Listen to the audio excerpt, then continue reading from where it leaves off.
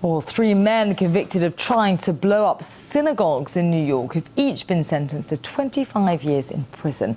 But the case has raised huge controversy after they were actually incited by the FBI and handed fake bombs. Well, critics claim it was a setup, but the judge said her hands were tied. Marina Portnoy has more.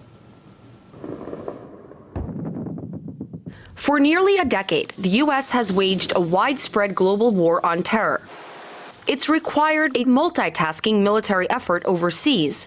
On the domestic front, U.S. officials have decided to double down, recently announcing counterterrorism plans that refocus resources on combating homegrown plots.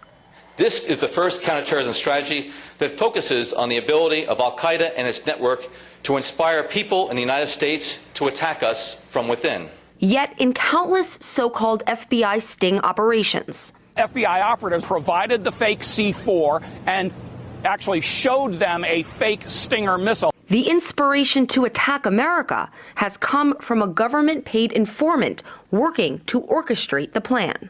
A tactic, critics say, exercised in a New York case dubbed Newburgh 4. The suspects, poor, illiterate African-American Muslims, were presented as the faces of homegrown terrorism and subsequently found guilty of conspiring and attempting terrorist attacks against the U.S. No direction by a foreign entity or a terrorist group. Instead, direction came from Shahid Hussain, a Pakistani immigrant on the FBI payroll, reportedly paid $100,000 for his services. According to court testimony, Hussain recruited the cash-strapped former convicts by offering cars and cash to carry out the operation.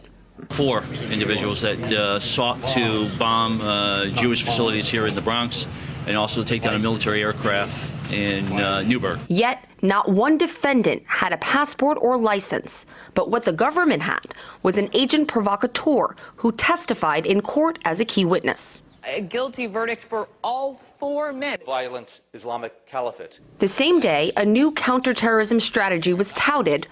The Newburgh 4 were sentenced to 25 years in prison. A tearful and angered crowd of supporters gathered outside Manhattan's federal courthouse. Who holds the government accountable?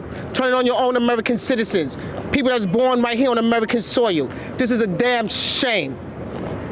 Miscarriage of justice, and we will keep fighting back. The government should not be allowed to entrap folks, to make plans and set the whole course of a complete plan, and then take the victims and sentence them to 25 years in prison. FBI informants have reportedly been used in dozens of so-called foil plots since 9/11.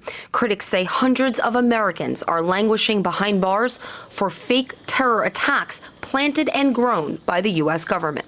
Our tax dollars are being used to incentivize criminals to manufacture terror plots like that they catch other people up in. I can't see how that in any way benefits the country. That means they can pick anybody out from New York City or across the United States and make a plot. You have to be very careful, very aware of who you speak to, who you are around, because you have many FBI agents, you have many informants that are out there that they are using. The U.S. federal judge said outrageous government behavior was exercised in the case of the Newburgh 4, expressing doubt the convicts could have or would have planned an attack without the FBI informant.